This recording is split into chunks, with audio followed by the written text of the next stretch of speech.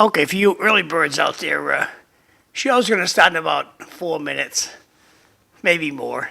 This is Tewksbury Town Center last night, and Mark Kratman and a gang of people from the parade committee decorated Town Hall Square. So I went out there with a drone and droned it. So we're going to watch this. Thanks.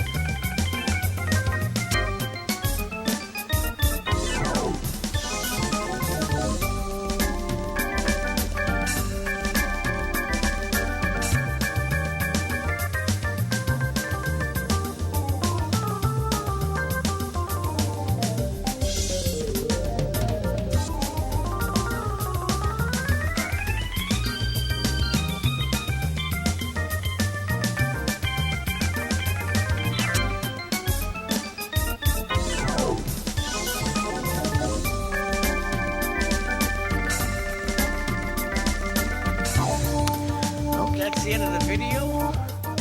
Come on, baby. Where's my goddamn? There it is. Yes. There. Going to you, Lynn. Good morning, everybody. Welcome to City Life. My name is Linda Bown. I'm your host this morning. We're going to have Dan Rourke, Mayor Dan Rourke, Councilor Kim Scott, and, of course, Mike Dillon. And he usually comes a little earlier, so it's going to be a full table here and a lot of entertainment, I'm sure. So, Linda, in case you don't know, right now, we are live in Tewksbury, Dracut, and Tingsboro. Roni, Camilli, you say Camilli? How do we say his Come name? here, yeah. So Roni Camilli, he stepped up. He gave me a lot of help on getting that connectivity going good. So thank you, Roni. Gary Balser did what he could do on his, and then Brian Dorrington and Jason Marshall came into the studio, looked around. They said, "Well, let's do this, bingo." Before they left, we had a new connection. So I want to thank Brian Dorrington and Thank you very much. Jason Marshall for stepping up and bailing us out here. So now we're on 2 hours in all the towns. Chelmsford will go live at 7, Okay. except on Thursday when the Chelmsford person's here. Then they do the 2 hours. So Then that's the person gets up and goes and, yeah. So I talked to Evelyn last night on the phone, and Evelyn said that Evelyn Thorne, she's the Chelmsford host. She said she talked to the powers at Tewksbury TV, Tewksbury Telemedia, whatever. And here's Mike now. And we're good. awesome. So Well, that's we're all gonna good news. roll, and Chelmsford is starting at 7. Oh, Morning, Mike. here comes Mike Dillon. Looking good. You say we're on 2 hours in Lowell? We're on 1 hour and more. No, we're not democratic enough to be 2 hours. They'd rather show. And you the, may never be on 2 hours. the I was streetscape. joking.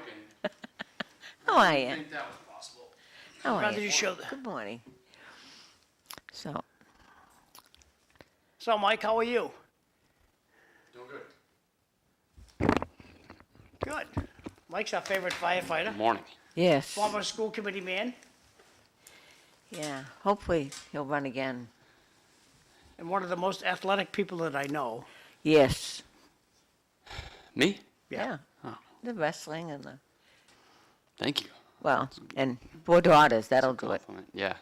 Well, he's got a gym too. Keeps so. me on my toes. Yeah. Yeah. So how's the gym going? Good.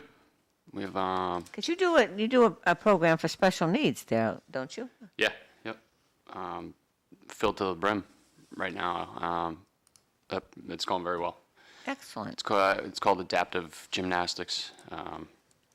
So, I mean, the full range of kids with disabilities, severe physical, mental, and even to mild autism, kind of the whole range. Yeah. We serve that entire population, and they come into the gym and learn how to move and That's awesome. get That's great. their energy out and learn how to fall and play. Yeah. Which is important, particularly for that population. And yeah, so they're on a lot of programs. They're on a lot of programs out there for kids with disabilities. So But- yeah. That program is always doing well because they always need the activity. No, but I don't suppose you have any openings, do you, at the moment? So registration for our next session is probably ongoing right now. Right now our sessions are 6 weeks long, but you can sign up at any time. So there's no real best time necessarily Yeah. to sign up. You get prorated for whatever amount of classes that you show up for. So if you sign up halfway through the session, then you pay for half and finish out that session. So anytime, you can really sign up anytime. Right now, summer camps are coming up. Well, I bartend at the Sportsman's Club, and they have once a month, they have the step dance, which is a special needs program. Nice. And so, Somebody comes in. yeah, get me some literature and cards, and I'll let them, because some of them might be very interested in it. Oh, yeah, It's the absolutely. whole gamut, I but will. it's really wonderful to watch. I like. It's one of the things I most enjoy doing is bartending that particular event. It's Oh, yeah. they're Yeah, I'm sure it's great. the kids are amazing. The parents, I don't know how they do it. Is it like country line dancing type of thing? No, it's a What's dance. Step dancing? Nope, it's a dance. No, step is the program. Oh. Thought that was the type of Special. dancing. It's Oh, an okay. softball. Yeah, now I get you. But no, they dance and they interact and Must be funny. it is, and they have a theme every month, And they have one more dance in June, and then they don't have any in July and August, and they'll be back in September. But the parents really, they have pizza and they have all, all kinds of cakes and things like that for them. So it's really it's awesome. It's wonderful to watch them, because I don't think there aren't a lot of places that they can interact and meet and be themselves. Yeah. Yep. And same for the parents. I mean, it's We get it's that hard. sentiment from the parents all constantly, that thank you, Yeah. they need, and we have kids that have been working with my wife for 15 years. Yeah. I see a lot of the same faces at kids in disability sports Well, events. right. So that, they're a great program too, and we work with them. Usually once a year we'll do a free program through kids in disability sports, and Well, that's where I see was a on lot the of the same board. faces Yeah. at those activities and stuff, which is good. Hey, Linda, you had an election last night. Yes. Election. Do you want to talk about it, or you don't? boy. I don't. I didn't get the results. Well, I don't think nobody was running for selectman. Just one person was running for selectman. You know what the most contested Because Roney put it on YouTube, on Facebook. position was finance committee, which was very exciting, because Now, who's this gal? that's the town clerk. Okay. And she announced all the results. Yes, last she night. would. So, Roney put this on Facebook. I had heard there was going to be a write-in, but there's the woman don't know if I that got the got whole elected thing or not. selectman. Let me put the audio up on this and see what. Shut the music off, too. Clerk, Jessica, you got news for us. I do. I have results. We had 300. Not so good audio. I saw Carla the other day at the drugstore, and she was supporting Adele. 26 votes. Can't hear it so good, so maybe Yeah. she put it up on the website. So, if you go on Facebook to Tingsboro Town Clerk, Yeah. her page, and turn it up as loud as it will go, because this is as loud as I can make it. Maybe you can. My days of going to town hall for the results, I think that ship sailed. I'm gonna guess Roney probably put it on live too, TV. Yes, yeah. So back to you guys, thanks. So, what do you think about all the uproar about? I know in New Hampshire they're trying to pass legislation that parents have more influence in the books their kids are exposed to, and the typical thing that they say, oh my God, they're going to be banning books and burning books, and Yeah, the first thing they say is book ban. yeah, They want to and ban books. Yeah. Well, no. I want to ban sexually explicit material from children's grasp. yeah. I don't think it's that. It's not that hard to ask. No.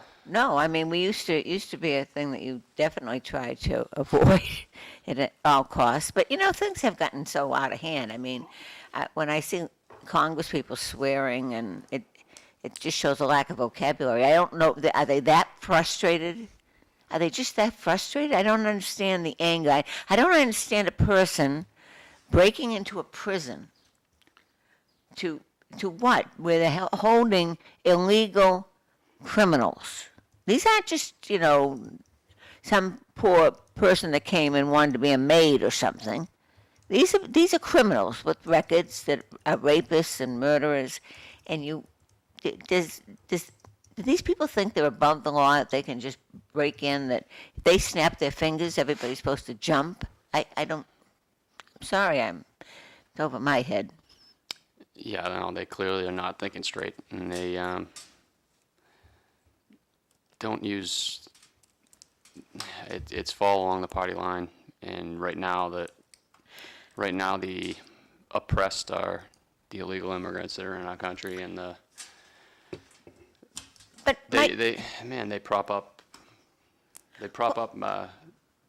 murderers and criminals. on an the effort to news this what? morning, the governor says that all hotels, all the illegals are going to be out of hotels and shelters that they'd set up. So I assume that the universities, we're going to get the conference center back.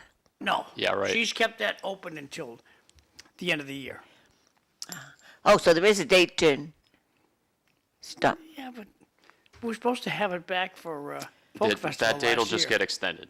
The governor doesn't tell the truth a lot of times. I know. And the media doesn't call her on it. Well, that's what's happened with this whole Biden thing. The media has been exposed. That to what lengths they'll go to. Well, the American public were fully aware that President Biden, wasn't as healthy as he wanted to be. And Sharp. He's sharper than I've ever seen him. the exaggeration that the politicians put out there is sinful, and that's what should be chastised. Because like even if I'm at work and I don't feel tip top, I'm still going to do the best I possibly can until I get relieved. And same thing, if the firehouse you're not feeling tip top, you're going to fight to do your best until you get relieved. Mm-hmm. And I think that's what the president did. But the exaggeration, oh, he's a tip top flight, man. Maybe you can say that about the president himself, but there's not one person around him that gave a genuine answer when asked what is his mental capacity right now, including his wife, who even went like Shameful. way Shameful. over the top. Well, And everybody around him, he's wouldn't sharp you as a expect- tack. but He's on still his- got it. They all Mike- use the same terminology. It's unbelievable. On his side, wouldn't you expect your wife to be your biggest defender? Yes, of course. But- He shouldn't have been out there in the first place. In That was her role in it. In 20, They're just like Ginsburg. Remember Ruth Bader Ginsburg? Like a puppet. They'd just roll her out there and use her in order to stay on the Supreme Court for no reason other than it was important to the party. It was not in her best interest whatsoever, and it wasn't in Joe Biden's best interest whatsoever to be in the position that he was in. They kept propping him out there. I agree. It's never going to happen, but I think every elected official, once you're elected, it's against the law to be a member of a party. And if it's against the law to be a Democrat, or it's against the law to be a Republican, I think it's fair game how would they ever get reelected? by doing excellent. Oh, well, that's such a shock. Well, why do you go back to the same grocery store? Why do you go back to the same drugstore? Why do you go back to the same businesses that you go to, the same pizza parlor, the same sub shop? Because they push excellence out the door. It isn't because the Democrats eat there. But the Democratic Party, is it All the Republicans eat there. is it the Democratic Party anymore? They've hived off. I don't think that, I know Democrats, and the Democrats, most of the Democrats are normal people. They're not breaking into prisons to help. I 100% agree. But when I was a kid, my mother taught me the bigger the crowd, the lower the IQ. And I witnessed it several times as a child saying, why are they rocking that police cruiser? What goes through your mind? I know, let's go take that police car and try to flip it over. What goes through the crowd's mind to think of stupid things like that? But globally, that's what they do. The ID drops severely the bigger the crowd. So you see a crowd, go home. Well, that is There's, helping us with the situation that they were in. I don't think they put him in the basement in 20 when he ran. I'm not sure that they didn't know then. And then for 4, it went so well for them, they just didn't let's just hide him. The old And basement that we'll trick. do it again. The old basement trick didn't work the second time around. They thought that, we can just milk this forever and keep running. They were, he was the poor. Well, But no, I have no sympathy for Joe Linda, Biden. He didn't run. Word salad ran. Yeah. Kamala Harris with word salad. Only because of that What bad once performance. What once has been will be forever, herever. And she gets applause for the word salad. What did I just say? I don't know what the hell he said, but I got to applaud. Well, I think they got stuck with no candidate, and the plan was get Biden elected, and then he He'd step steps down. back because he's Give it to got her. medical Yeah, because she couldn't issue, run. They and knew now she we have couldn't. the first black woman president, and hurrah! And that was what they went with, and thankfully it wasn't But enough. she got a lot of votes. Still, It, yeah. I mean, it wasn't like she was. I know he. She took Massachusetts. Of course, she took Massachusetts. What's the matter with our state? That we're going to elect somebody who Weak. puts word salad out there? Well, the voters have just apathetic. And we live in a generation today. Let me put the camera on me. You guys can sip your brew over there. Linda, don't forget your cup today. Your cup I is will. I've been looking right in at front it. of the TV set. So, today's generation, what's in it for me? And I don't blame them. And we see all these volunteer boards. Oh, we need people to step up for nothing, for zero. So I'm going to be on a board, and I'm going to work for zero. I've been doing it my whole life. And sometimes you get your head kicked in. Sometimes you get a nice cup of coffee out of the deal. But you're working for free. That's gone out the window. These kids nowadays have too much on their plate now. I don't think they have the time to volunteer. If you're not paying me, these kids ain't coming. I don't buy that. You don't buy it. How Everybody many was young get- people are on your Oh, board, I kid? know. Well, they're not because we beat them up when they go on. Well, exactly. I mean, so I don't think they're so busy. I think the party, particularly the Democratic Party, has been so closed for so long. It's like Linda, it's about keeping power. It's not, they're not closed. We have to win. You don't understand. We have to win this. We don't care about our But eventually morals. that begins to unravel, and that's what's happening. And I don't know what the solution is for them. Quit the party. There are no morals, John. They claim that it's morally correct, but it's When they have a Halloween outfit for a kid in the second and third grade of all leather, spike heels, and a whip, you go like, what the hell's the matter with society? Yeah. it's the angle of the oppressor versus the oppressed.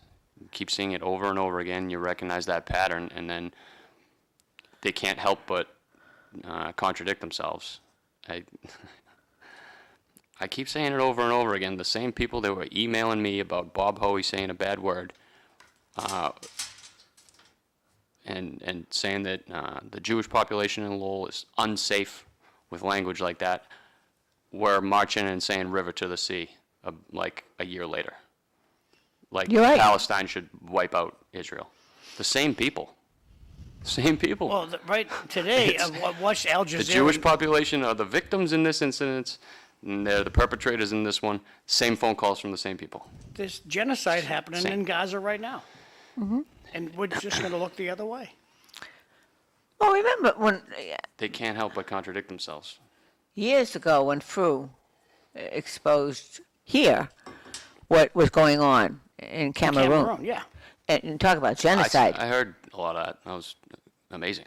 And I Crazy. think that finally, Can't believe it. I've read or heard about on some world news or something about they're finally acknowledging that there's genocide going on. It's just, and that had to be, my God, 10 years ago or something.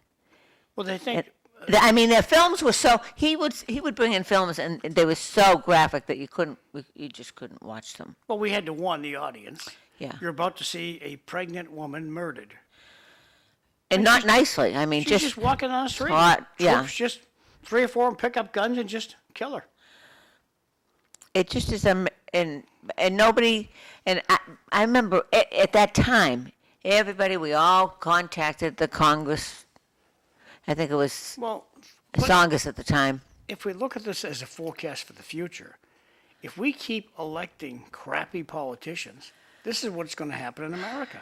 But Massachusetts is unique in doing that. Well, Not the whole country does it. In doing Although what? Minnesota has, In doing what exactly? the people we elect. Oh, wow. and with our motto, if you We're don't not like alone. it here, if you don't like it here, move. Look up New Hampshire. Go up to southern New Hampshire. It's all Massachusetts people. Go to Market Basket in And see Salem. everybody. In Salem, and you see all Lowellians up there. They escaped to Massachusetts. Living happily. Down Happy Hampton Beach, same thing. I go to Market Basket down there. It's all Lowellians. I moved to the beach. The heck with Massachusetts. Lifelong state employees enjoying Cal Hampshire. Moved to Cal Hampshire. Well, I think if I could, I probably would move. You I can, just can't. you can move less. I can't. Yes, you I'm can. doing, my network is here. I'm just connected here. Now, Bown, on the other hand, always wanted to move to North Carolina.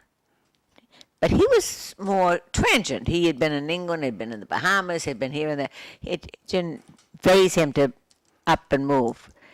And plus the British are a little cooler. They're not as I think once warm once and fuzzy. Once you hit 65, your laziness starts to kick in and say, I don't want to move all this stuff. Well, that too. All this stuff. So I got to move. What are you going to do with that ladder? I'm going to sell the place as is. Yeah. I'll And buy- that's what your kids would do, so. Yeah.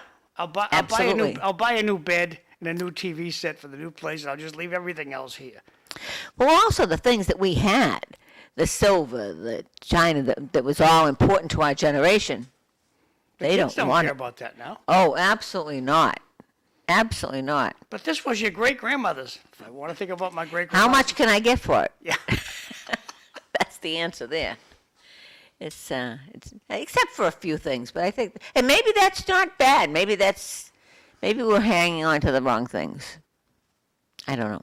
It just seems they're not.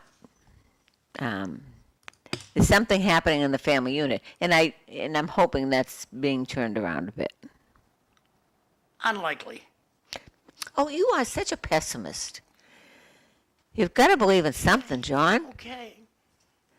You've got grandchildren. You need don't it. want. I mean, I think this whole era right now is a disaster. Socially, culturally, just Well, the cell phone addiction that I see happening, like that's number I'm one. out to dinner the other night at Good Times, and I'm looking at a good friend of mine with their kiddo, sitting out for dinner. They chit-chatted for about 5 minutes, and then the rest of the night they were on their phone. And the cell phone addiction, the federal government wants to do nothing about it. They just want to look the other way. So you're going to have to police yourselves and tell your kiddo, look it. You can put a timer on your phone. You can play with it and agree on how long you can play with it. 20 minutes, 2 hours, I don't care. You got to agree on how long you can play on the phone. Put a timer on your phone, and then tell your kid shut it off. There's an addiction to scrolling. Linda, but we're just letting it happen. Oh, I know. And you I go to know. a restaurant, you go any place, you stand in line at the supermarket. Yesterday you go, hey, nice day outside. Now they got their phone now. In the line, no matter where you want. In traffic, they pull up to a red light. That's against the law. Yeah, so's doing 65, so. We have to police ourselves on the cell phones because the government is not going to do it. And the cell phone companies are finding ways to make it more addictive, especially to children. Well, and the parents, it's easier to just give them a laptop or give them a My phone. 3-year-old grandson is eating dinner last night, insisting he's got to have his iPad. Insisting. How'd that go? He got it. Oh, man. He Yeah. got it. Because I told him, okay, I'll tell you what, Luke, this is what we're going to do. If you eat, because he won't eat, you eat that food, you can have the iPad. If you don't eat, I'm taking the iPad back. So, give him the iPad. He starts playing with it. I'm taking it away unless you eat. He started to eat, so he ate. I got my way, so it was a compromise. Is it right that a 3-year-old has an iPad? Yeah. It's reality. Yeah, they do. That the kid knows how to run the freaking thing. Yeah, but there are no limits. That's the whole thing. There are no limits. I find it's like a constant balance between we know that it's bad for him, or we believe it's bad for him, but also the kid's growing up in a time when every other kid is going to have the technical skills. And so it's There like, it is, yeah. that is going to be the world that they live in, or we think it is. And so do we put them into that field and make them as advanced with the technology and used to the technology to compete fairly with their peers? Or do you keep them away from it? And I think that the avenue it's we- constant back and forth. The avenue we must go down is the avenue of technology. We have to teach these kiddos, okay, stop watching Fred Flintstone running around the pool naked, okay, and let's find something that you can learn. So why don't you learn a little Spanish? Why don't you learn a little Khmer and have something where the kiddo can learn stuff and have fun at the same time? In Merrimack, my grandchildren get their homework on their laptop. Oh, they're on screens all day at school. That's why I'm like the man. They're all I'm gonna like have Mr. eye No around problems. the That's- house. I go the opposite way, like around the house, and I like never want to let them use, Yeah. because I know every time I'm not there saying no, they got a screen in front of them. Yeah. They're going into school and they're learning on screens a significant amount of the time, which is a very bad idea in my opinion. But Well, It's tough. it's taking away that human contact and interaction that we all need to learn. That growing up, there were teachers that you liked, there were teachers you didn't like, there were you had specific classes where some of the students were obnoxious, and all that. You need to do that. You need to experience all that growing up so that you can meld into society and not be crazed. yeah, You have to be able to have social skills. There are no social skills. There's no civility, and there's no social skills, and nobody's accountable for anything. And I'm going to go right back to the crazy people breaking into the prison. You've got when do we stop it? but you know what? They think that they think they're stopping Hitler. Gotten so old. They've been convinced for so long that Donald Trump is somehow trying to take over the world like Dr. Evil, and somehow them whining and crying and complaining about it is morally correct. They think they're saving Anne Frank. You know how much of an absolute lunatic perspective that is? Yeah. Yeah. But that's why they go about it that way. And Mike, can you tell us about this? Let me put it back that up there was- again. Yeah, that's a flyer for the gym, Flipping Out Gymnastics in Drake, Massachusetts. We have summer camps coming up. If you register now before Memorial Day, you get $5 off every day that you register for, and there's no commitment, so you can look at your calendar and go on and pick the days that you'd like to go. It's 9 to 12. Kids have a full day of activity during the day. It's similar to a lot of activity camps, but they get to come in and they learn from our coaches. So it'd be like having a gymnastics class, but it's sort of in camp form. They do crafts while they're there, and get That's to a hang out with our great coaches thing. and other kids in the gym. So It's a day, though. It's a fee per day. Yeah, That yeah. What a great idea that is. Tuesday, Thursday, Friday, 9 to 12, all summer long, and so you can sign up at any time. But right now we have a deal going on that if you sign up, any days you sign up before Memorial Day, you get a discount. The website's right at the bottom of the screen there, flippingoutgymnastics.com. You can do everything on our website. So you create a profile, and then you can just go in and point and click, sign up for classes. You pay that way. Information for all our classes, class descriptions, all that type of stuff is on there. So So take you're your fancy interested, phone out of your pocket, take a picture of this get slide. on that phone and have some more screen time. Sign up. Yeah, it's good. The kids love it. They have a good time. Well, I can't stress enough that by the day. Yeah, there's no commitment, so it is great. You can sign up for Well, different there are jobs. a lot of blended families and things. People that are divorced, and you can't do a whole week because you have split custody. Two announcements. The disgusting media, not announcements, two comments from the audience. The disgusting media in this state and mainstream media all went along with the cover-up, shut off the news. I agree with you. This state is so corrupt that they are fighting an audit. The state is mismanaged from top to bottom. Well, you know our motto, if you don't like it, move. Because it's not gonna change. That was voted on by the people also, was it not? It was, but, you know, down, Mr. Zoglio, well, Mike, to audit. you just heard me. If you don't like it, move. Cute Yeah. kids. yeah. They're very cute. So back to you guys, thanks. Well, that looks like a great program. I'm going to pass it on. And I like the idea that it's a day situation because, as I say, I know my son. It's joint well, and Amanda, it's joint custody. Everybody has well, most of them have joint custody now. So it's split up, and some of them are strange the way they split up. But Dorian's it's half the week. At least they're close by. Some people, they'll go off to California with the kids. Well, you know, Pretty nasty.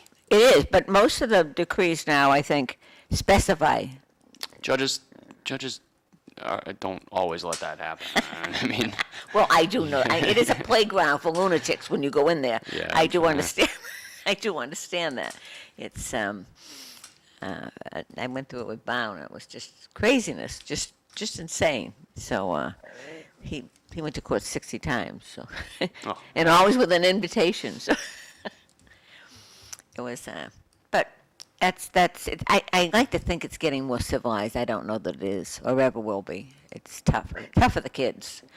But and I think the thing that can help with all that transitioning is sports, if you can get them both to agree to it. yeah, no, of course. And I mean, then it comes there's into- the yeah. issue right there, because, if you're, like my granddaughter's in lacrosse and hockey, and if it falls on the Mother's Day, oh, why, it's cutting into my time. Oh, yeah. Another No, I comment know, from that the makes it audience. tough. Always great when Mike comes on the show. Yes, it is. Yes, it is. Thanks, Mike. Get a Thank you. good perspective.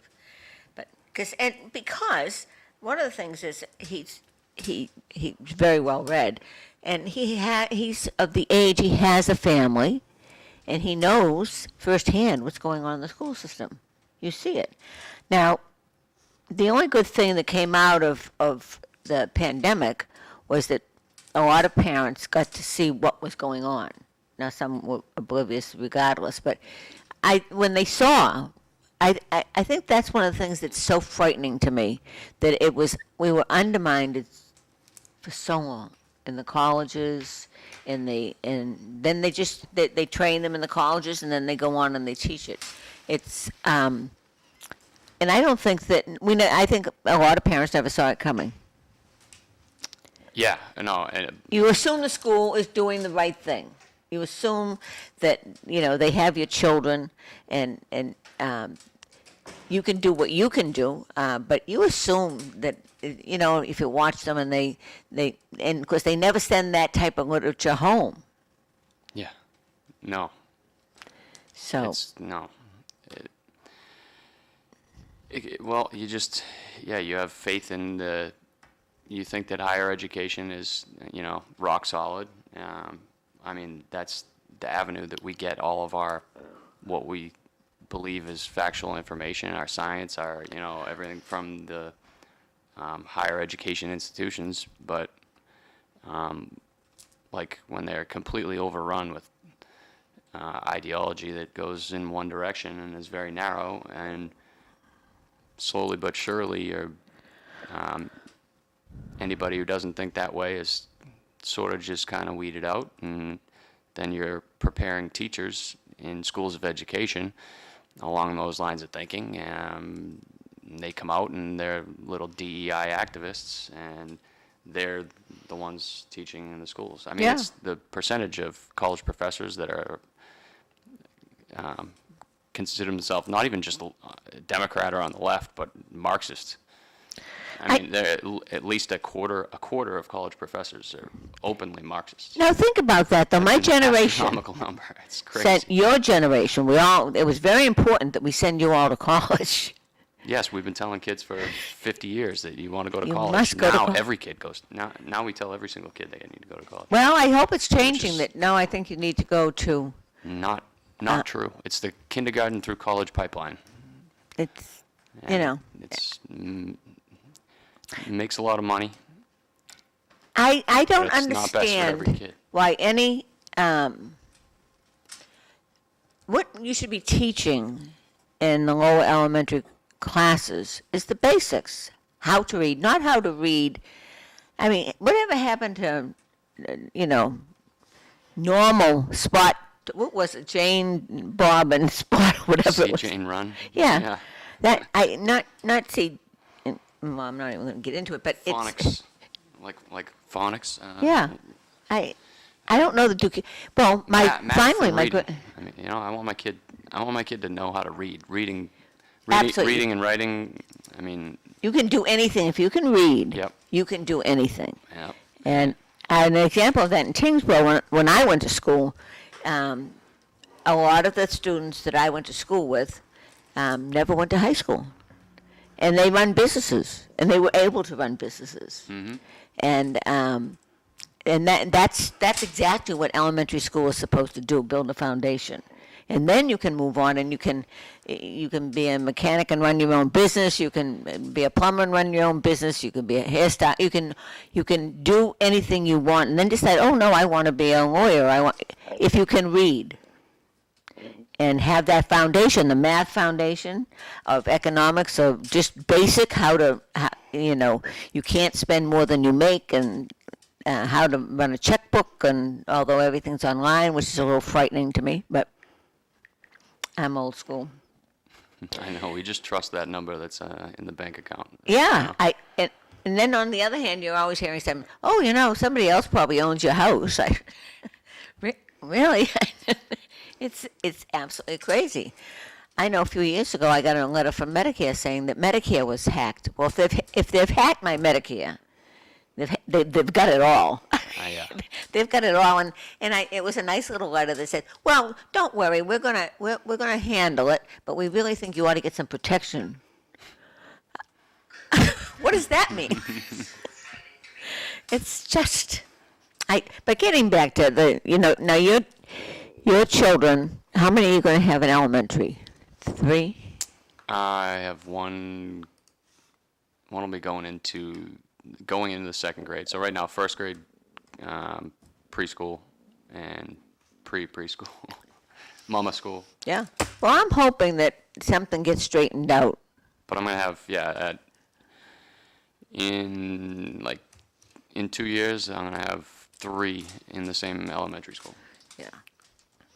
Well, I have a feeling you're going to be very involved with that elementary school. Yeah.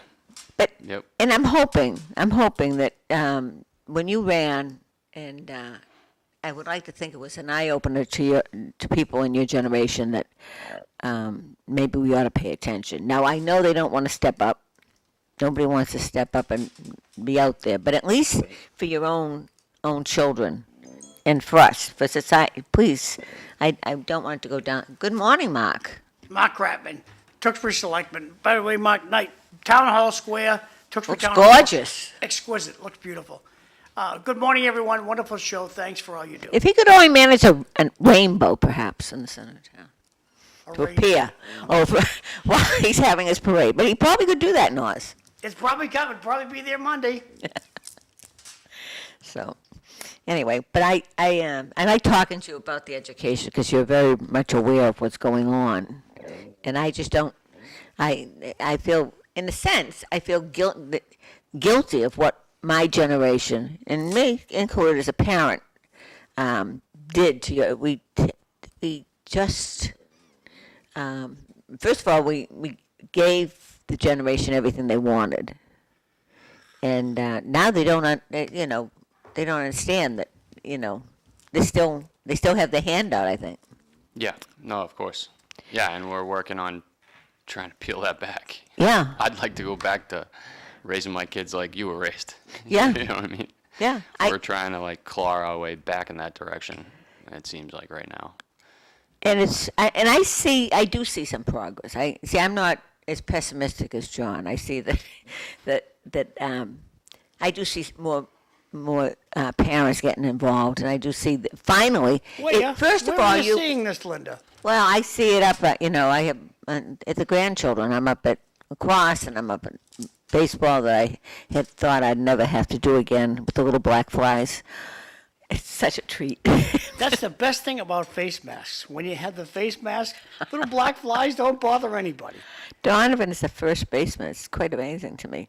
I don't know where he got that because Dorian never really was into baseball, and but I see the parents there, and I see them getting involved, and although Parents are very active in all the activities, for sure.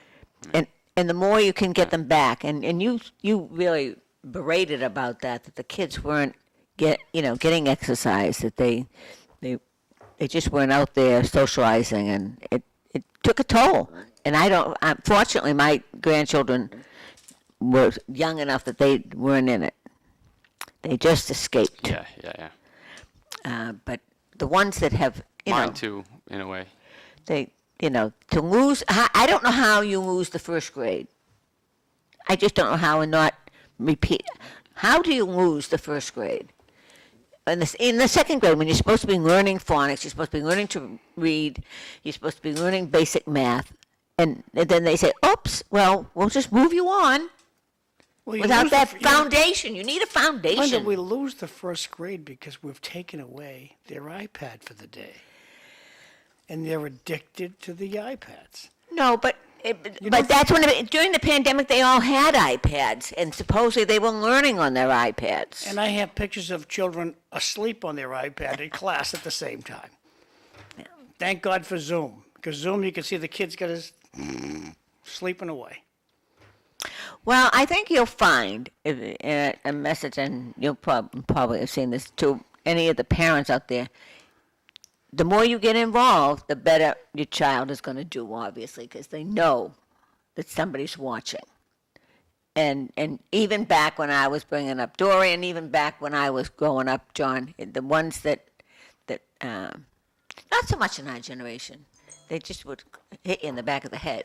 But I think that I used to see it, that when you know all the principals, you know the guidance counselors, you know the teachers know you, and they feel comfortable that they can reach out to you.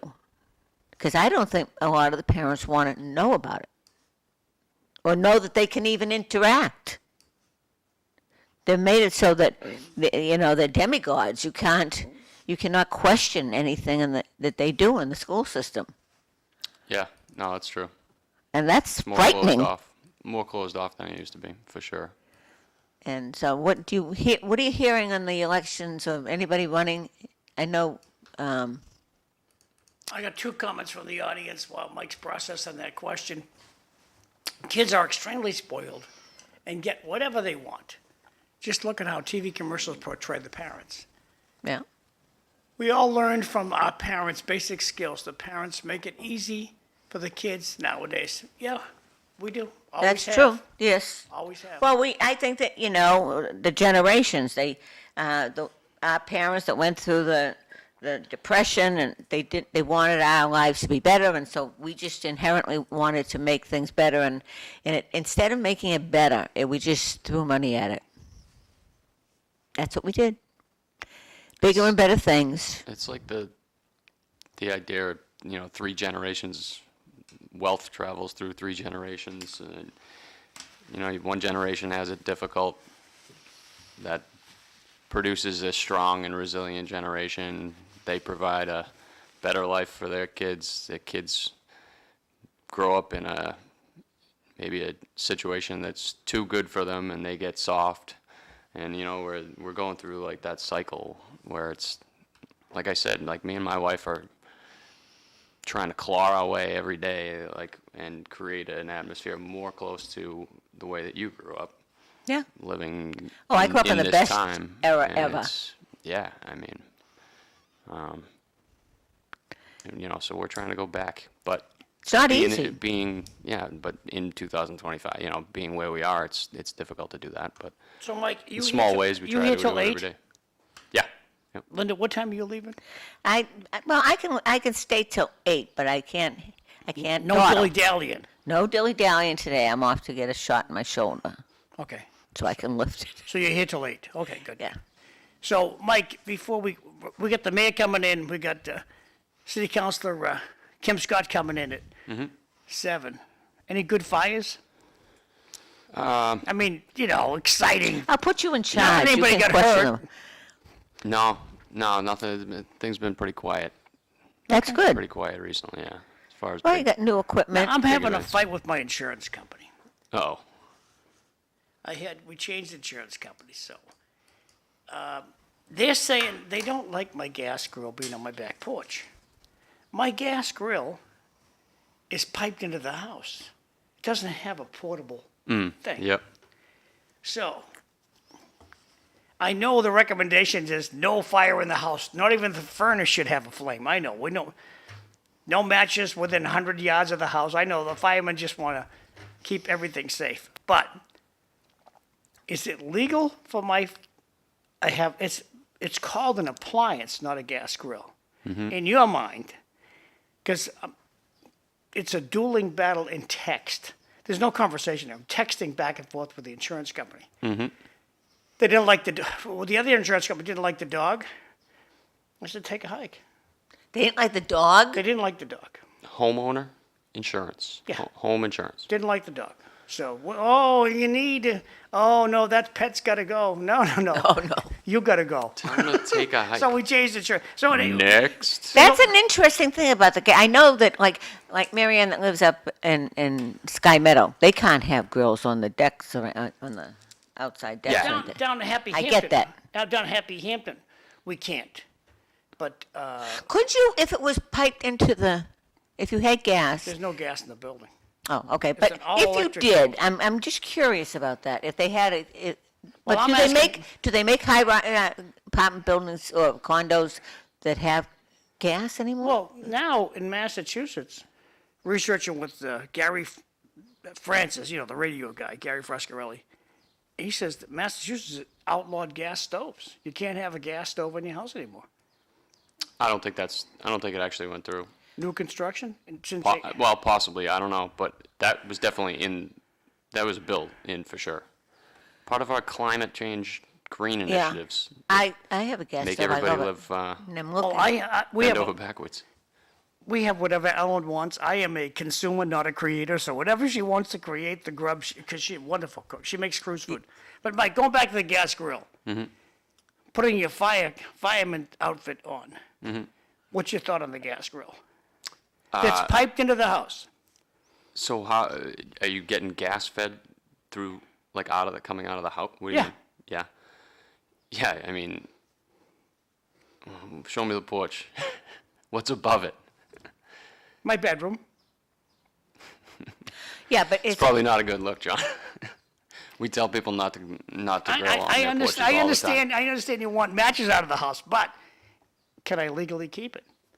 Because they backed down when I said I think it's just city ordinance. it's an appliance. No, So I don't know. City has portable gas grill. No, what I'm saying is I think the rule that we're following is city ordinance coming down from the fire chief, So I don't know how that's actually applied. I know if we show up and there's somebody cooking with a grill on a porch, we're telling them to put it out right now. even if get it's it off the outside, if it's a deck or an open deck. Now, that is where it gets complicated and Yeah. all the different It isn't like types it's of decks and styles in the It's city an of open Lowell. deck with my bedroom is like, let's say, 10. It's as high as this ceiling. With My like bedroom a is. roof over it, like a porch roof. My over it. bedroom is above it. No, but is it a porch or is it a deck? Porch. It's a porch. There's stairs going down. And That's where it gets weird, because if you got a big, like 30-foot porch coming off the back of your house, then I would say I'd feel more than comfortable saying yes, you can have your grill out there, but If it's a If you're talking closed-in area. no, it's not closed in. Okay, that's the issue, isn't it? So if I put windows out there, I can keep it. No, I don't. keep it 20. I Is mean, the- is the the proximity to bedroom the house. above it? The proximity to the house is the problem. If you had it 20 feet away from your house, then If I had it We're in talking. Lawrence, it'd be okay too by the fire department. Or no, you could have a gas grill in Lawrence. you know what I would tell you is stop talking about it and just operate as They haven't, as they is. haven't, well, they know that they're dealing with a barking dog here. They know that I'm not gonna go down easy. Gas stoves are banned in certain cities and towns only, Ah, but it's piped in. well, maybe, It's an appliance. It's not portable gas. It's piped, like your gas stove or your gas dryer or your gas water heater. There's a flame inside there. I was just gonna say it's more about the flame because if you're cooking with charcoal, they'll tell you the same thing. Charcoal, but it's not. It's a grill though. You know what I mean? It's the heat near the It's- house. I don't know what the insurance's problem is with It's it. an appliance. Well, if the place burns down, Is they're it writing me a gas? check. Well, Yeah. sure. No, I get you. I That's, mean, no, I'm and just so kind since of I wondering. I mean, I understand. You know, I can see fire departments trying to come up with because there are people. You know, it's not illegal to be stupid. No, I know exactly what you're saying. It's one of those things that, somebody says I got my grill on my porch, and well, you go look at it, and like I said, they got a big porch off the back of their house. It's 20 feet away from the actual structure, and that's one thing. But then, somebody down in like the bottom of the hill in Centerville is like, I want one on my porch too. Well, they live in a double decker, and it's a 5x5 porch, and there's rotted wood right above them, and they think that they could be, cooking with flame. well, we do what we can to have straw up there. Yeah. I mean, so, at one point, the chief was like, no grilling on the porch. That's just how it goes. Now, when they say no gas grills, they think it's better to have How about electric? Yeah. No, Have coal? We have gas. This is all green energy climate because initiatives. would it be safer to have? I don't think so. No, They have a hibachi out the there? climate people care so much about this planet that they disregard the poorest people and what getting rid of cheap energy does to the poorest of the population. It's Well, absolutely insane. I- Let's bend over backwards to get usable energy and make it more expensive and make poor people jump through more loops. You think, It like- wasn't realistic, but they were. I know. I mean, it's a high-end problem. It's for high-end living is what the whole climate initiative is all about. It's if you live in, a fancy penthouse somewhere, you got no problem following, all these Yeah. green initiatives. But somebody who's got an old crappy gas stove that's, rubbing pennies together to try to pay their bill and to cook dinner, like it's pipe dreams, all of it. So they're gonna say you can't have a gas stove because somehow you Okay. cooking a meal for your family is going to ruin the planet. Since we're talking about gas grills, I want to just tell everybody, if you're going out grill shopping, bring a magnet with you. A magnet? Magnet. Now, these gas grills, most of them are brushed steel, made to look like stainless steel. Ah, Now, stainless steel, you can leave it outside and it will not rust. That's the idea. Yeah. If you have brushed steel, it will rust. So, don't they have any small grill? My goodness. the only way you can tell that you have a stainless steel grill, and that's Is what with you mag- want, is bring a magnet. That's a very good If the point. magnet doesn't stick to it, it's stainless steel. If the magnet sticks to your grill, it's brushed steel. And just so use that in your, okay, I want it to last for 5 years. Okay, it's still, the gas grill that she's working on out in the back here, that's probably 20, 25 years old. Because it's stainless. And it just lasts and lasts and lasts. A magnet will not stick to A stainless. magnet will not stick to stainless steel. That's how you can tell. If you have It a piece will of- not? No. If you have a good piece of stainless steel, won't stick. You can have stainless steel and the magnet sticks, there's too much. It's not true stainless steel. Not the right mixture. Not the right. Yeah.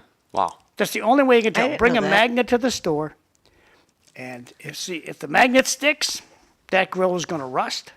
If the magnet doesn't stick, it's stainless steel. Just want to put that out there yeah. because it's grill buying season. I'm not sure if I buy that. Me and you are going to be at the store putting With our magnets on the magnets. thing, and Bring That's your right. magnets. it's going to stick to everyone. Because I have magnets everywhere. walk Walk around. over to your fridge, take a magnet off of your fridge. Excuse me, do you have any girls that that are non-magnet sticking? Like what? Well, of course, they're all probably out of my price range these days anyway. Everything is getting. But as far as the climate change, up in New Hampshire, they have plastic bags, and people sort of say, well, in Massachusetts, they have paper. I say, well, yeah, but they got rid of the paper because of the trees, and then they threw the trees under the bus. And now, go with plastic, and now it go back to paper, rather. So it's so ridiculous that we keep making these rules and changing them completely every 3 or 4 years. Well, if you want to get people more conscious about the planet and what they can do to contribute to, making the planet cleaner and using clean energy, He came over right there, thanks. bring up the level of wealth for everybody. Like, bring people out of abject poverty. Because if you're scratching to, feed your children, then the climate agenda, you're not going to get anybody to change their ways. But if you supply everybody with cheap energy and make their living situation at least comfortable, now people can actually Hey, last 2 texts for this be hour. interested.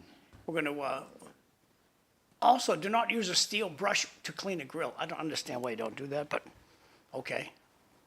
I think he's talking about the steel hairs that Like a Brillo pad? No, but they're- the no. steel wire brushes. Once those start getting old, Yeah. you see like awful cases of like those little steel wires pop off, and Okay. they can Get I mean, into they your can get in burgers. food, and if Makes they it ever very get crunchy. Oh no, I mean that is a Yeah. terrible Very thing to bad. have. Second comment for the audience. If you're paying $150 for a 4-burner gas grill at Home Cheapo, you don't need a magnet to know the thing will rust. Fair enough. Good point, Bob, thanks. So we're gonna go to break. We'll be back Okay. in a couple of minutes. I'm gonna run this video I took yesterday. It's someplace here. I drew it down. Too many things open here. Okay. There it is, okay. Beauteous, you guys are all set. Gonna hit play. This is out in Tewksbury yesterday. This is Tewksbury Town Center, decorated for Memorial Day. And I'll put it on there. Come on, baby. Good point, Bob, thanks. So we're gonna go to break. We'll be back.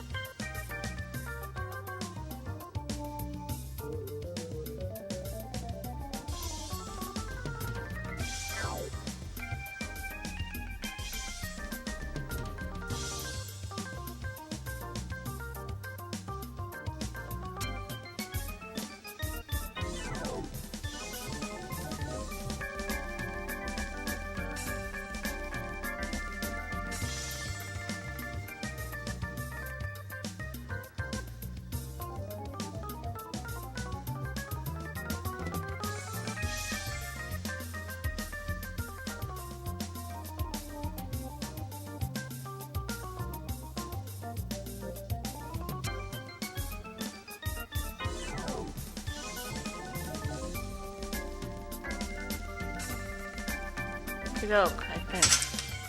Good morning, everybody. Welcome all to City Life. We've been on since 6 in the towns. My name is Linda Bown. I'm the host. I have way over there Councilor Kim Scott. I have Mike Dillon, former school committee member of Fireman in Lowell. And of course, I have Mayor Rourke, right next to me, Dan Rourke. So, let's start with the meeting. How was your meeting? It was great. We got a lot of stuff done last night, as we usually do. Got it done in a couple of hours, which was nice as well. And then, we're going to move on. We had 7, 8, 9 motions, as usual. Had a bunch of responses, too. Took a couple of votes. We welcomed the new developer that's going to put some housing on Middlesex Street. Oh. Right across, actually, right across almost from the shelter, Lou's Deli. So it's an Really? open lot there. It's been there for a period of time, and a gentleman came in and gave a very nice presentation on all market rate housing. The city is going to give him some assistance with the tie agreement. And, it's just more of like a snowball effect with downtown. I think you see more and more housing going in down there. And it seems like every week, sometimes twice a week, we're doing a ribbon cutting and welcoming a new business. We just did Kung Fu Tea over on Merrimack Street, where the old CVS was. So it's a lot happening down there. It's, I think it's just the work of the Department of Planning and Development is paying off, because you're seeing a lot of A, businesses, and B, housing that was down there. And it was really, and Kim could talk about it as well, but it was really welcomed by the council, the plan put forward last night. Yeah, it was the easiest agreement I think I've signed off on since we've been there. I mean, 30-something units right on Middlesex Street. It's real exciting. And you like the developer? Yeah, he was good. Heritage Properties. Heritage Properties, yeah, I know, and there's 3 garages right around the area, so parking will not be an issue, and it was, And they good developed stuff. Watermark in my district, which is a beautiful complex, so. Okay. That's good. That's all good news. You know, Yeah, when I'm you glad have- that Councilor Scott's here, because she could talk about the 5:30 special meeting we had, about evaluations for the. Danny's favorite, and Danny's goals favorite for meeting the, we've had. What happened? We had a meeting, the Personnel Subcommittee had decided to bring forward developing goals for the city manager, the auditor, and the clerk. Performance-based goals, like with set measurements, like the 311 system, how many responses are they responding to? Like using the data to make goals for him for the year. So Danny, the mayor, loved that idea. But we're moving forward with it. So Any we did kind of a pushback? brainstorming session last night, which which went okay at the end of the session. People got on board. Are you getting pushback? No, No, it's I not just giving that. people a hard time. People are It's just also- used you're to right. doing the Yeah, evaluation. right. Yeah. Danny will say every Tuesday night is the manager's evaluation, right? I mean, we all know whether or not they're meeting the goals, but we just want to put it in writing and make it easy at the end of the year to go down and say whether or not they've committed to meeting those goals. Anything new on the Toronto? Yeah, so it's, we've been talking, it's going back and forth, and, we're very hopeful that they're gonna come visit us, either late June or early July, to tour Lowell, and to make some announcements, and then, we are hopeful to head down to, to finalize the agreement, the entire council, sometime in either September or October. We're gonna be the first American city to be part of the, they call it revitalization and front runner city program. And it's, it's exciting. It's been since September of last year, and then since January of this year, we really kind of honed in on it as a council, and the manager and his team. And it's exciting. So there's a lot of stuff going on, and hopeful today or tomorrow we'll get some definite dates of when they're gonna come here. We want them to address the council, to come to a meeting, to talk about the overview of the projects that are involved, and we'll go from there. So it's a lot happening with the front runner program, and then the link program with UMass Lowell as well. So over the next 5 to 10 years, the city could rapidly change for the better. So all of it is it's business oriented, it's commercial businesses, it's housing as well. And it's, what we saw in Toronto early this year, late last year, was very exciting of how they tried to, turn around their areas of the city that were downtrodden, with, crime, vagrancy, and things like that. How they dealt with their homeless situation and things, so forth. So it's very good, and I'm hopeful we're able to, maybe the next meeting or the meeting after, we'll be able to, to some concrete dates of when they're coming here and when we'll go down there. And I think maybe the mayor can talk more about it. I don't think everyone understands what exactly the project means, is that, there's a lot of planners involved with it, that bring a lot of expertise to the city, and there's also funding. I think that's the piece people don't understand that's tied to it. Yeah, commercial funding now, the rates, 7-8%. I mean, John may know a little better than I do. But with the World Bank financing these projects, you're looking at rates anywhere from 1 to 2.5%. Wow. So, Big difference when you're right, doing you're commercial talking, development. anybody, for the period of time where, there's a lot of back and forth about, the Hamilton Canal area where the district, where they're gonna put a 5 or 6 story building there. At 8%, you're kind of stuck with a certain, you can only go, and spend so much money, but, if that loan at 8% is down to 1.5 or 2, now you can put steel and 10 stories and 11 stories, and so that's what we're trying to do, now is to get it locked in, and to get them here. The city had to establish a profile. It's all part of the program to be a part of the revitalization program that they have. So I know that our assistant city manager, Mahoney, has really been working to put together what Lowell's all about, our history, what we have done, and what we hope to do What in we're the willing to future. do. Right, yeah, and there are some things that have to be put in place on our end. You want, clean air, clean energy, clean water, and it all makes sense. We've been doing this for 20 years in the city, if not longer. And now, we're gonna utilize the things we have put in place to make, us a better city. So it's a natural partnership, I think, between the city of Lowell and the Front Runner City program. It's done by the United Nations. They head it. And I thought that, we're in Toronto. I thought that, Kim, probably the best point of all is that, you folks could not have picked a better city to come to establish this program in the United States. We're already doing it. Right, All of their points that Just, they and wanted. and I'm a big supporter of it. What is the downside? What do they want? And it sounds corny. Isn't sounds it awful? cheesy. Like- No, I know, right. I No, it don't sounds think- cheesy. But I was looking for that the whole time, by Right, the way. you I'm know, kind of a and- little bit of a Yeah. pessimist. John Dakota and I were kind of like, Yeah. what's the catch? Yeah. What's the catch? I'm still And skeptical. we no, were it's, too. We were the same way. And it really does seem like it's the United Nations. It's the Habitat branch of the United Nations, and they want just a you know, and again, you know, take it for what it's worth, a better world, they want people to live longer and to live it better and to be happy, and it's, you know, when we listen to it, you kind of like, yeah, sure, me too. But when you see Yeah. the things that go into place to make it happen, you know, in order for us to qualify for it, we had to establish, you know, what are we gonna do in regards to higher education? What are we gonna do to eradicate poverty? What are we gonna do to solve the issues of hunger that we may have in our city? And like, you know, like Kim said, when you have things like the Merrimack Valley Food Bank, and you have Middlesex Community College, one of the best community colleges in the country, then you have UMass Lowell, which, you know, is, as a state school engineering-wise and STEM, they're the top of the list in the country. We have a So- sustainability department. Right, We yeah, have all that's the another things tool. that they want. Okay, now, are they, part of this, they going to be, when you mentioned the university, are they going to be reaching out to get, because you have these great programs at the universities, and to get them to stay in Lowell, give them a reason to, Yeah, so it's a 10-year project, Start basically, their right? So they projects call and it, you know, it's sustainability goals have to be met. And again, I think there's 17 of them, and again, some of them are as simple as, you know, clean air, clean energy, higher education, eradicate, like I said before, eradicate poverty, you know, lowering crime rates, all that stuff. And like 13 or 14 of the goals that we need to meet have already been met on our behalf, you know, so there's a couple left that, again, we know that DPD's been working on, you know, through our profile that we are putting together to submit to the United Nations, and.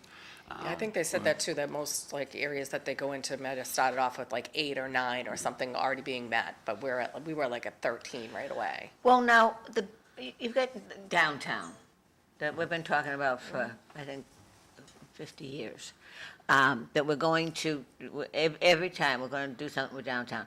Is it possible, because those buildings are old, and to renovate them or do anything with them, I know that you gotta have to make them handicap accessible, there's all kinds of issues just like you're running into the school with the asbestos and everything.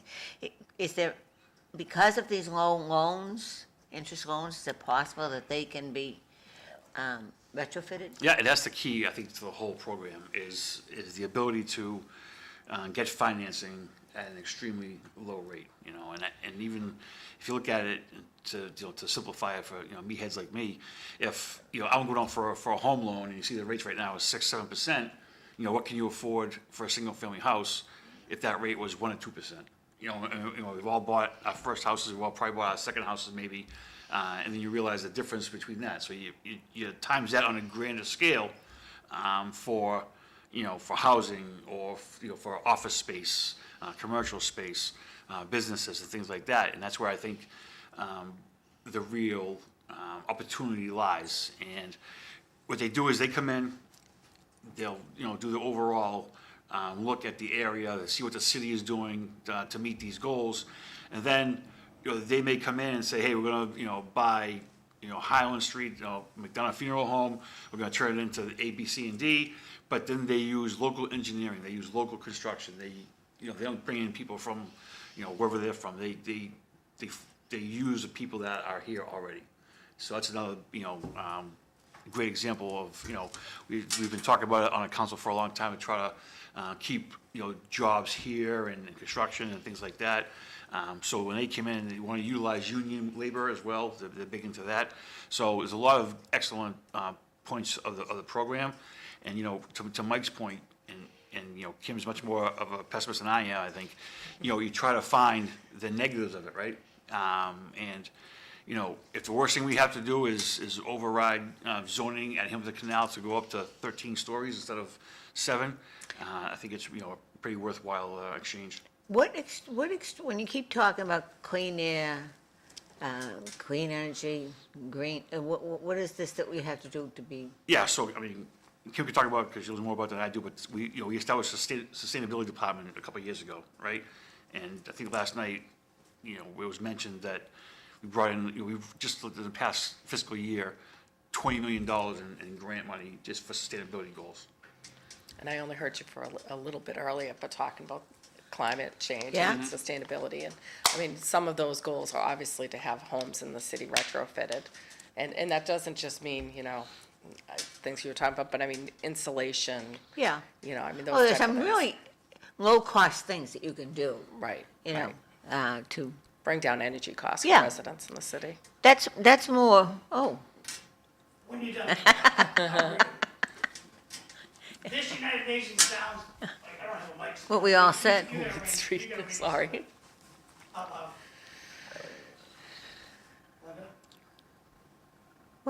Linda? What is this? Did you read them? Yeah, I wanted to read each one. Oh, you want me to? I don't have a mic. Oh, this United Nations thing sounds like a rouse. I wouldn't trust that criminal organization. Sounds too good to be true.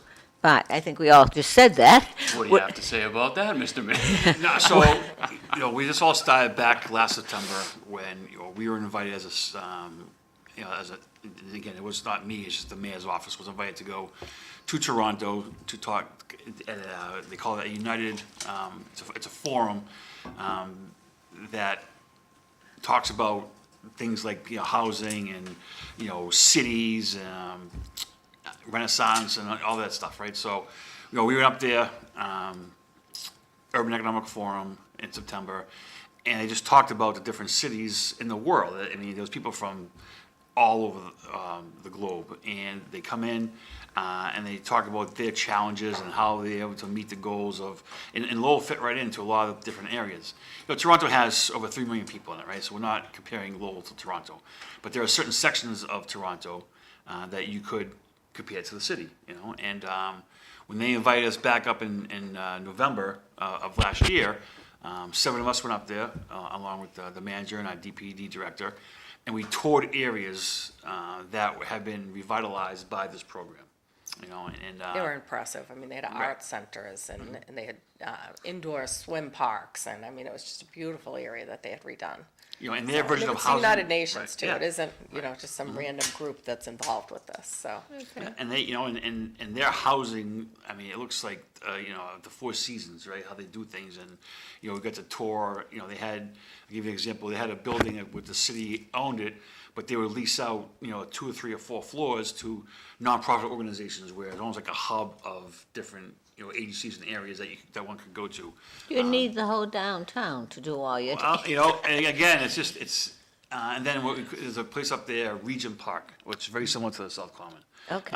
Where they had a glut of the homeless all congregated there all the time. It was filthy, it was this, it was that, and they redid the whole area. They put a sound stage in, they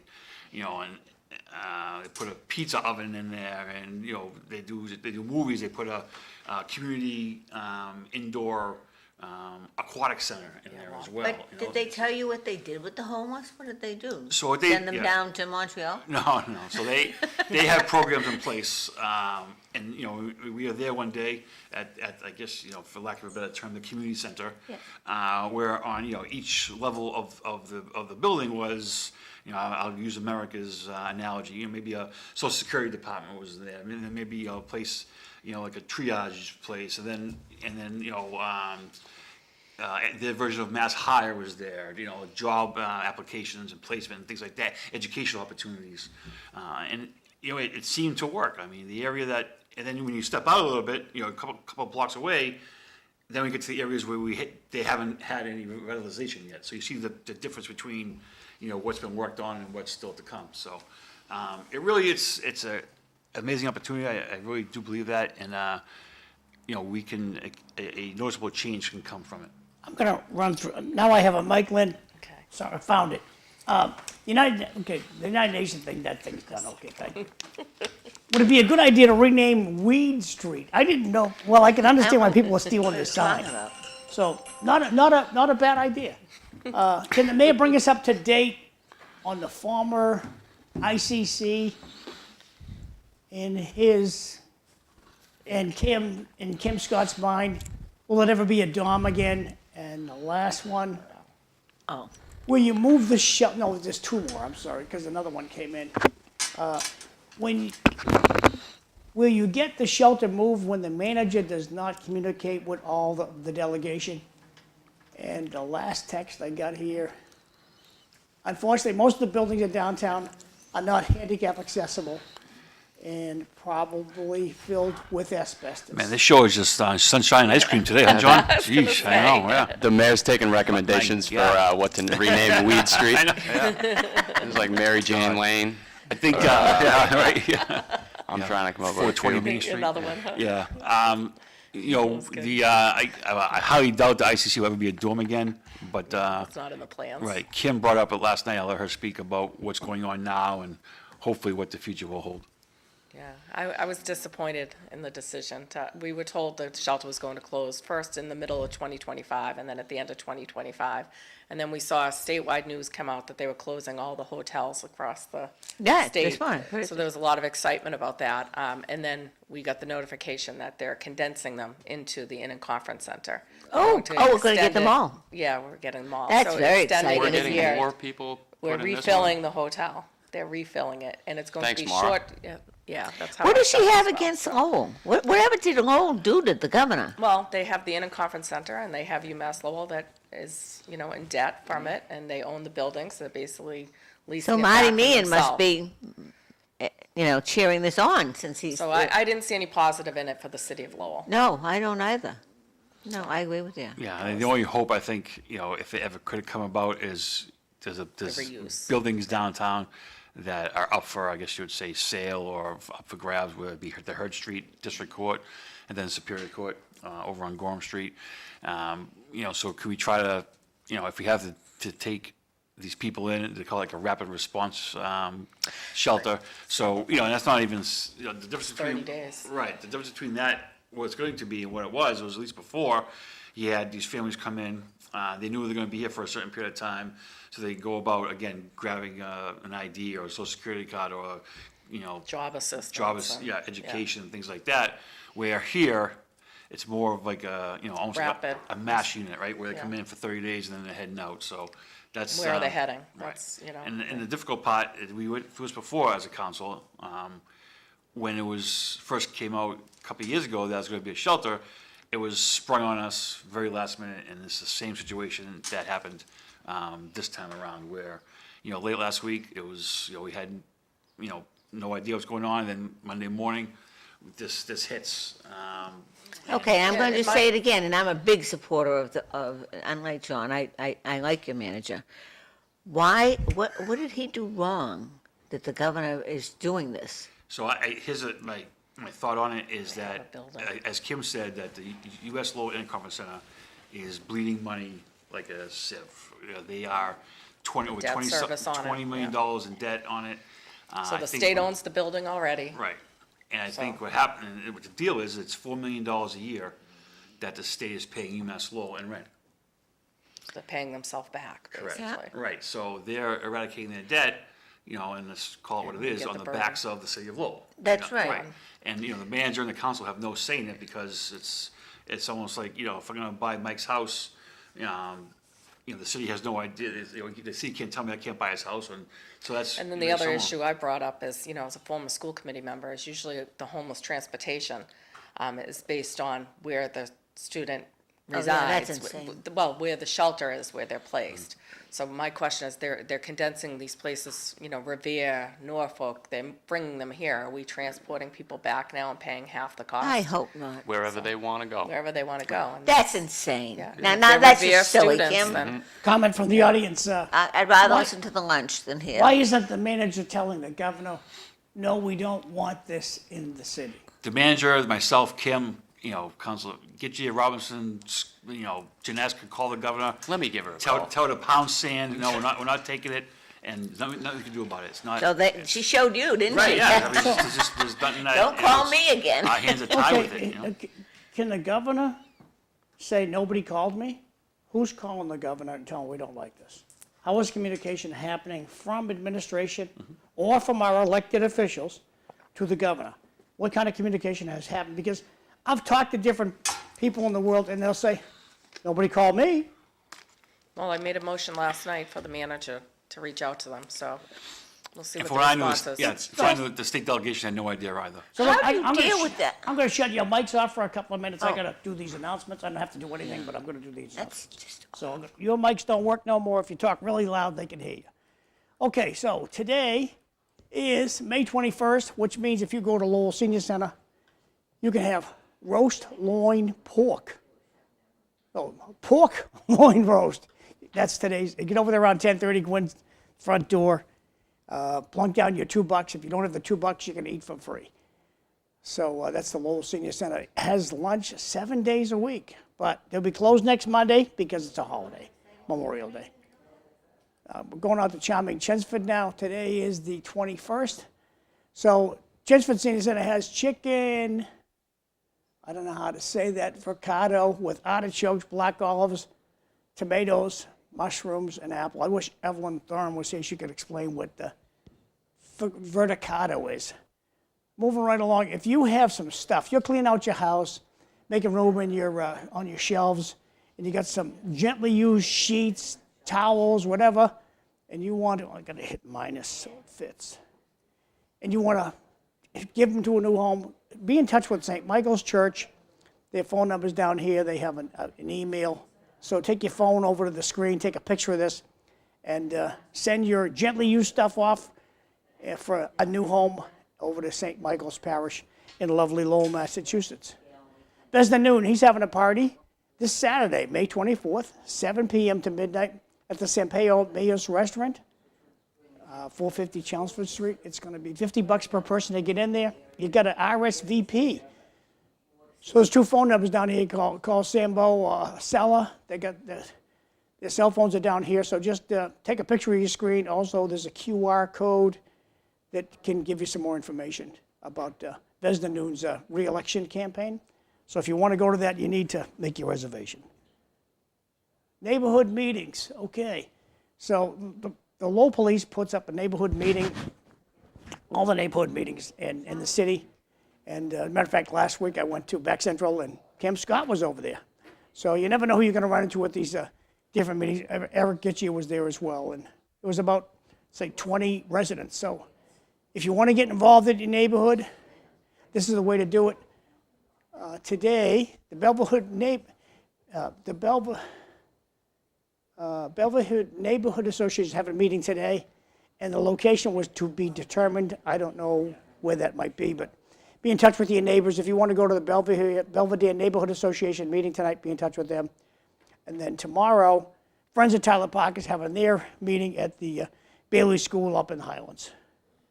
Moving right along here, this is Mike Dillon's thing, and Mike brought this morning. So if you got a kiddo, you want to give the kiddo some activity over the summertime, take your phone out of your pocket, take a picture of this slide, be in touch with Flipping Out Gymnastics, and good place to be, and your kiddo will get a lot of exercise and a lot of fun over the summertime. Okay, Tewksbury Memorial Day ceremony is going to be happening May 26th, which is Monday. Yeah, the holiday. And I got another slide coming up pretty soon about this, about the activities. Healing Mass for people who have cancer from St. Panagrini, patron saint of cancer patients, going to be at the Immaculate Conception Church, May 28th, Ascension Thursday, Eve, 6:30 p.m. So if you know somebody who has cancer, you might consider going to this Mass and saying some prayers and hopefully get them cured. Dan Finn, he's having a party this week. Campaign fundraiser to elect Dan Finn, candidate for Lowell City Council, May 29th, 6 to 8 at Cobblestones, downtown Lowell. $10 is a suggested donation. Corey Robinson, he's having a party. Whoop, I hit it too many times. Okay. And he's having a party at the Don Polsky Club, Friday, May 30th, from 5:30 to 9 p.m. That's Corey's party over to the Don Polsky Club. Moving right along here. If you need some prayers said for somebody, I always call these gals the Monastery of St. Clair, the Poor Clare Nuns. They're out in Andover. Just that's their phone number. They answer the phone. Just tell them who you want to get prayers for, and they'll be happy to say some prayers. If they don't answer the phone, just leave them voicemail, and just as effective. Just tell them what your message is, who you want prayers for, and they'll pray for that person. This guy's coming tomorrow to talk about these big trucks going down the road in Jensford, he doesn't like the big trucks coming, so we'll learn more about this tomorrow. The end of school is coming up, and I gotta find, there's one, Mark Kratman sent me one. I can't find the doggone thing about what's going on for Tewksbury Memorial Day. I'm gonna go, I'll look that up and I'll come back. Okay, I'm gonna go back to you, Linda, thank you. Memorial Day, what are you doing in the city? Yeah, so this Friday at 10 a.m. at JFK Plaza, and the city's been doing this for a couple of years now. We have a Hometown Heroes banner program where people will submit their veterans that have served in the military. They put together banners and they hang them at JFK Plaza. If anybody goes to City Hall, you'll see I think there's 13 or 14 of them that hang there year round.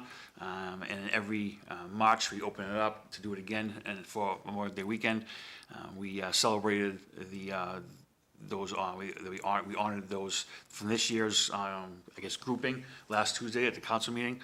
And then those banners will be placed this Friday morning at 10 o'clock. There'll be a ceremony at JFK nice. Plaza. Now, Memorial Day proper on Monday, is there anything going on in Lowell? I think that it's all about the towns. I know Tingsboro has something, Chelmsford has something, Dunstable. I Yeah, think usually there's 1 something o'clock. on L Street. I haven't heard yet, but usually there's always a Memorial Day ceremony across from Top Donut at Memorial there. So that's what I usually do on Memorial Day. Yeah. In Tingsboro, they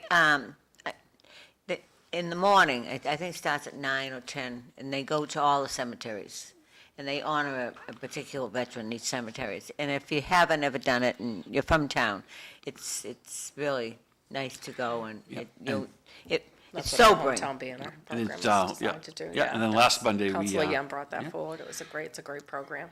Last Monday, we planted flags for all the veterans that have lost their lives fighting for the country with Lowell Roots. We planted, I think, 1,279 flags Wow. for those that have died serving our country. So if you drive by the Ladd Whitney Monument at Arcan Drive across from City Hall, you'll see all the flags that are there now, and they'll stay there. You know, I'm going to say to people, it may seem like a very minor thing, but if you're somewhere, you can be in a line in a grocery store, or you see anyone that's wearing a hat, thank them for their service. It makes a difference. It almost startles them. Yeah. They don't expect it. Yeah, they like it, yeah. Yeah, they really do. So, and we should thank them, because we wouldn't be able to do what we do and even have to put up with some of the stuff we have to put up with, which isn't necessarily a bad thing sometimes. It makes us more proactive. You have to be. Yeah, and Lynn and I were talking off air, or Joan was doing the announcements about the folk festival and some of the things that happened during those 3 days. Last night, we had a motion by Councilors Belanger and Robinson, I believe, that, to see what the city can do to help.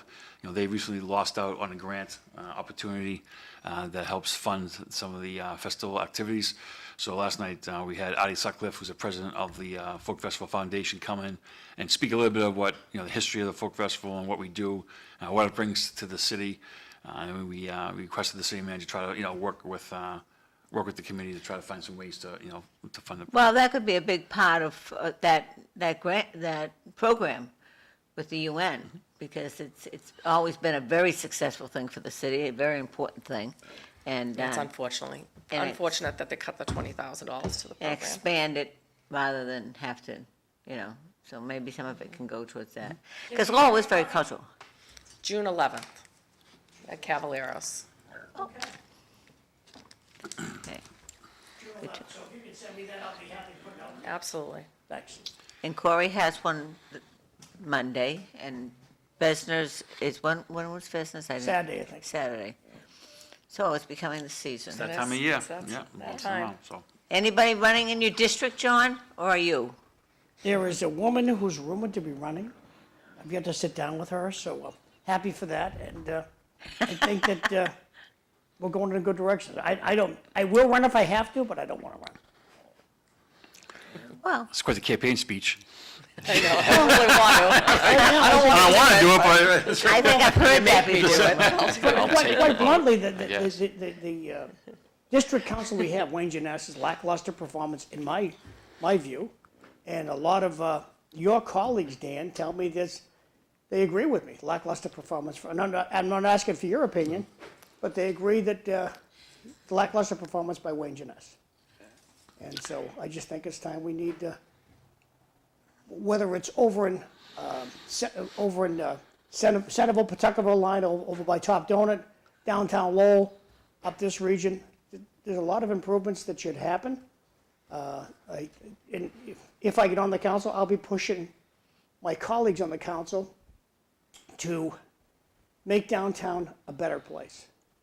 We ruined downtown by herding the homeless to the South Common, and they bled over to all in downtown Lowell, ruining downtown Lowell.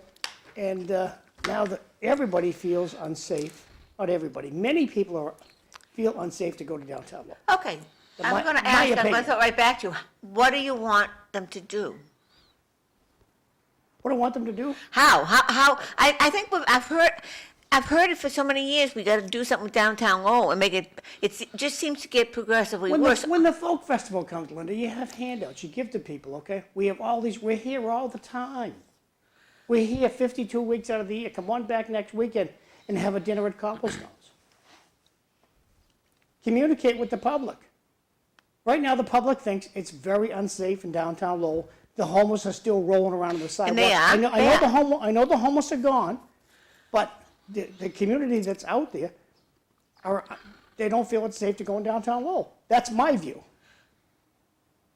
So how does the council make it so it isn't? So how do you correct that view? Work on communication with the general public. Communication, that it's gone. Videos on down, the Well, how are man they walking with Channel 4 in downtown Lowell saying, look at, hey, the place is great. Look at all this. That doesn't make the people disappear, though. You got a solution? If I did, we'd already have implemented. Well, I mean, you saw it last night, you know, we're gonna put new housing down there. Yeah. It's gonna be market rate, so people that come in, we're gonna have some It's disposable Vin-Fen- income, right? Vin-Fen opening, Yeah. Restorative Justice Center over in Drum Hill. You need over more by Bridge Drum Hill. Club. What is a restorative justice center? The sheriff's office is Oh. open Restorative Justice Center over by Drum Jesus. Hill on Technology Drive. Technology Drive. That's going to do. I just threw up in my mouth. Instead of people going to the hospital, Mm-hmm. emergency services, they'll be rerouted to this center for treatment. And Mm-hmm. they have a triage center on the lower level with beds on the upper level for short term. I think it's like a 30-day type of Now, where is detox this? center over in Technology Drive.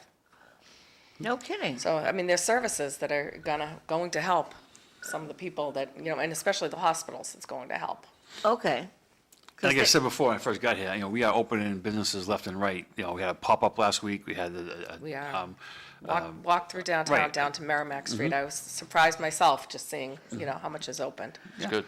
So, you know, Mike's probably sees it just as much as we do when he works, and I know that, you know, you guys, I see fires all the time, like local businesses, and, you know, where they're getting lunch, or they're just, you know, and there's a lot of activity downtown. You know, I just go for walks during the day, or even, you know, after work before I go to a meeting. It's hustling, it is. I mean, Saturday night, a couple Saturdays ago, we were there and walked by 4 or 5 places, and all places were busy. You know, El Potro just expanded. You should head into El Potro and check it out. They blew out the whole right side, and it's a huge bar now with TVs, and How's that? it's awesome. It's, Yeah, it's nice. it's great in there. So there's a lot of, you know, people are bullish on Lowell. And when there's more they come people in. out in the streets, I think Yeah. you'll feel safer too. Okay, now how do you get that message out? I guess that's the question, you know, because you don't, it used to be you had a paper and, We have a person who works for the city of Lowell that does PR. okay.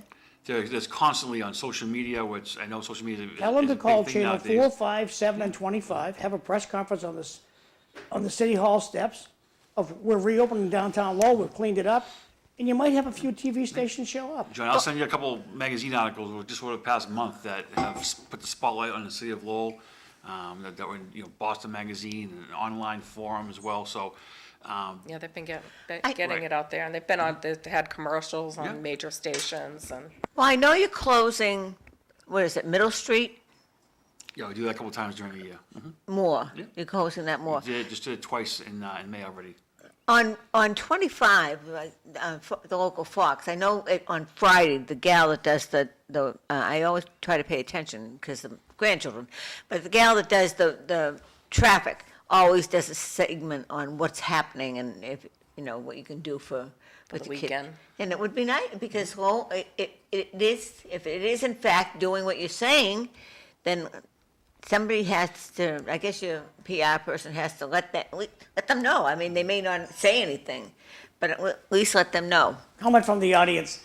The homeless problem will not go in until the state opens a facility for the mentally ill, drug and alcohol addictive, revive Yeah, I agree. the Tewksbury State Hospital.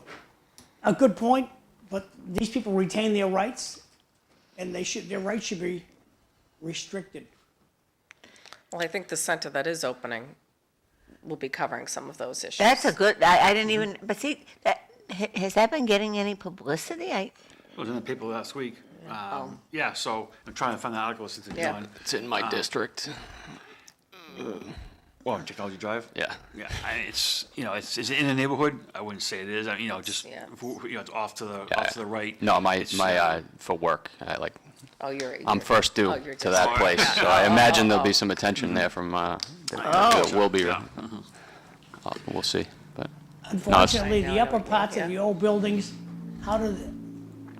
I guess they're talking about this. We don't have any elevators in downtown Lowell, in a lot of the old buildings. Yeah, no elevators, right, John? And that's the problem. So, Yeah. Good. back years ago, you have Yeah. lawyers I can and, send you a copy of the whole plan. insurance Doctors salesmen, and- doctors that were, on upper floors, but, now, We have the Hildreth building. and the lack of the elevator space. And we have tried to partner with federal programs for grant opportunities for both elevators and for hood systems. People, and so who knows, it's probably a good question to ask, how many people have applied and utilized those grant opportunities going forward. But, there are some old structures downtown that, are very nice. But again, getting to, second and third floors is difficult. I don't know, and I'm asking you, what about the Hildreth building? Where is that right now? They're well underway with construction, aren't they? Yeah, I believe so. I mean, that's There's a good one. right next door to, the new place just opened up on Tuesday, so. Oh, Kung Fu Tea, Yeah, yeah. it's Yeah, just good right- location yeah. for them, and right next door to that, on the ground level, will be the Hive Market. So some of the shops coming over from mill number 5 are going to the lower level of the Hildreth building. Oh, really? Yeah, and a good amount of space there they're gonna move, It's huge. so. And not for nothing, like, if you look at the prices of the condos and the apartments downtown Lowell, it's, $500,000. Yeah. And people are buying them. Yeah. It's, I do think if we can ever find a logical destination for the shelter, That area will that- boom. yeah, it's Oh, it's an absolutely. extension of downtown, and it's Well- a couple of great like deli shops down there and coffee shops over there, restaurants over there. There's a Spanish restaurant across the street that's fantastic too. So, and and people still go there and knowing that the shelter is there, and people are still buying those.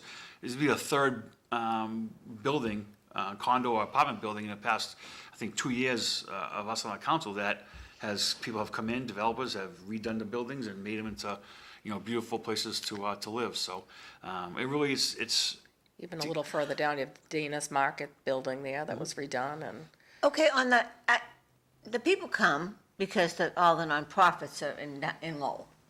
Has the city reached out to any of them to see if they are conducive to moving out of the center of Lowell? so I think the best case scenario, I think, for everybody involved would be Tewksbury State Hospital. Right? Yes. All the facilities are there, all the resources are there. If I had it, I think my way, and the council probably would agree, why can't we lease a couple acres out there? And if we help finance. state-owned land. Right, and we build a facility out there, I think that's the answer, right? But again, you have to have cooperation. I don't think this governor's going to give you anything. Well- She hates Lowell. I don't understand it. Again, so I maybe just do not this is an understand it. Opportunity to. They'll pick to up the say- state to say, hey, hospital look and at- put it in Did Lowell. Lowell before they not do. vote for her or something? I don't get it. We did. We Right, did. so, I think that is the answer, but again, you have to, and I know that, Kim and Eric and Corey have filed motion after motion of, to bring other cities and towns around Lowell to a table to talk about different Right, it's ideas. a regional issue. Right. Yes, it is. Of course it is. But again, when those offers are put out there and you have, 3 people show up, Yeah.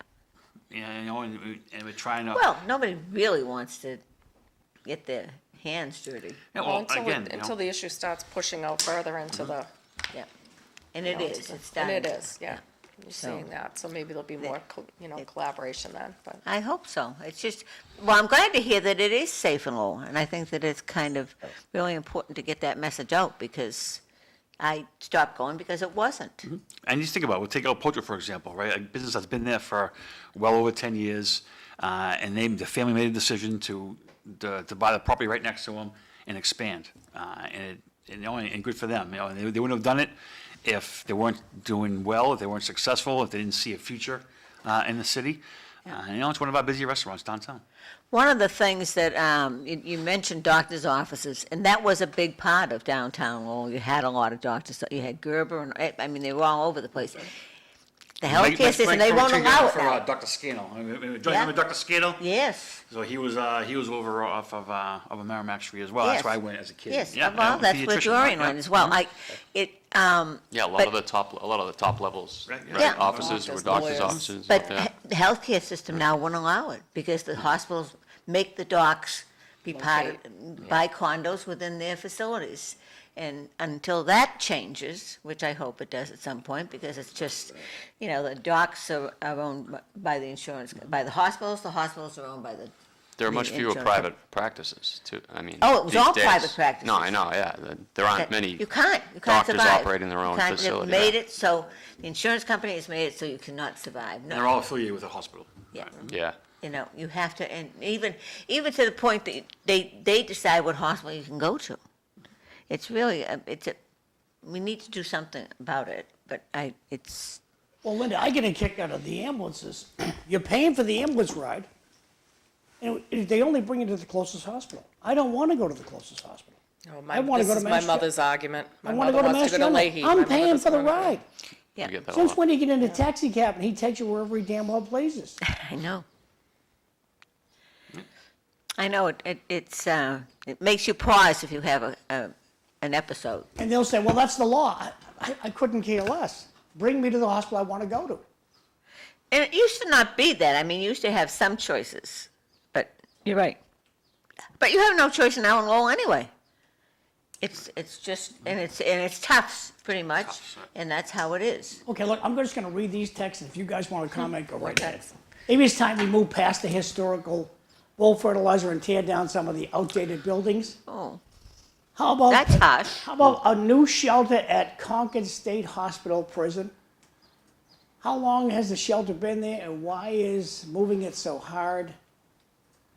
And I got this one, and there's one more just came in. Oh, just actually two more. Okay, so Oh, look at them all. $15 for street parking for graduation at Saugus does not make sense.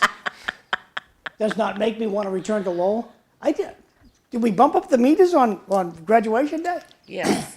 You did? Special events, Special event events parking. They've done that. We've done that. We've done that. We've done done that. that for quite some time. Traffic patterns are It's definitely still a graduation. I problem paid in the $50 for city. parking on graduation, so. Wow. Didn't know that. Well, that was interesting. I didn't know that. Now, when are the graduations at Saugus? When's the Lowell graduation? Lowell High is June 4th, Middlesex Community College is tomorrow. UMass Lowell's It was was this last past weekend. weekend. Yep. Very exciting. I was just gonna say it seems early, but it's May 21st. It is. It's Yeah. flying. Yeah. Time's flying. Mother's Day is always a Yeah, graduation Memorial Day weekend. I can't believe that. weekend, so it's sort of a, John, I'm sending this to you right now so you have it. Okay. Should you throw it up there? What is that, the article? Yeah. I got a question. Shoot. What's the best way to get a sidewalk put in the city? The Campbell Drive issue? Is there any, Yeah, so it's funny when that has come up, it's, because I lived right at 181 Kimball Drive for Yeah, a yeah. long time. And I think it was, at the time, I don't know if it was Mayor Caulfield or Mayor Mercia, that someone had come and asked for sidewalks on Campbell Drive. So, because I was living there at the time, they had like a little neighborhood meeting there. And it was almost like right down the middle, where, I wanted a sidewalk, you live next door to me, I don't want a sidewalk. And that's where I think it's very hard to make everybody happy. And the runoff there is difficult as well. What it ended up doing was they put berms in from 181 all the way down, I want to say to maybe like 227 or 235, and it was a disaster. And they had to come back in and take them all out. You ought to take some land of the homeowner to put sidewalks in. Again, that was back in 2003, 2004.